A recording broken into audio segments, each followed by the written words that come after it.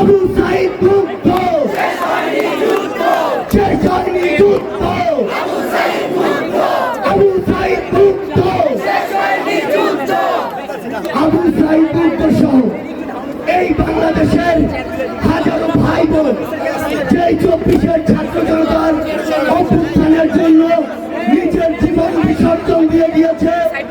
এই নারায়ণগঞ্জের রাজপথে চট্টগ্রাম সাইনবোর্ড চালিয়ে সহ চিটাগাং কিংবা নারায়ণগঞ্জের প্রত্যেকটি রাস্তায় আমার যেই ছাত্র ভাই বোনেরা নিজের জীবনকে সামনে রেখে বাজি রেখে আমার স্কুলের ভাইরা, কলেজের ভাইরা, বিশ্ববিদ্যালয়ের ভাইরা, মাদ্রাসার ভাইরা সহ আমার সকল ভাই বোনেরা যেই চেতনাকে সামনে নিয়ে রাজপথে নেমেছে, সেই চেতনাকে সামনে নিয়ে আজকে সারা বাংলাদেশের ছাত্র জনতার সাথে বৈষম্য বিরোধী ছাত্র আন্দোলনের যে মত বিনিময় সভা, সেই সভা অন্যতম যুদ্ধক্ষেত্র নারায়ণগঞ্জের সকলকে বৈষম্য বিরোধী ছাত্র আন্দোলনের পক্ষ থেকে জানাই সংগ্রামী শুভেচ্ছা।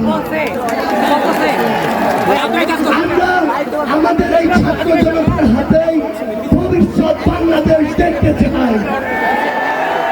আমরা দেখতে চাই আজকে আমাদের সামনে যারা দাঁড়িয়ে রয়েছে তারা আজকে থেকে 20 বছর পরে সংসদে এক একজন এমপি হবে, মন্ত্রী হবে, এমনকি এই নারায়ণগঞ্জ থেকে প্রধানমন্ত্রী হবে।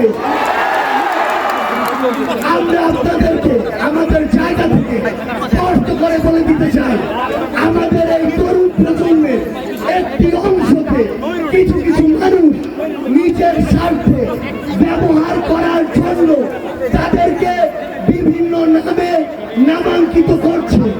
যেমন একটি নাম হচ্ছে কিশোর গ্যাং।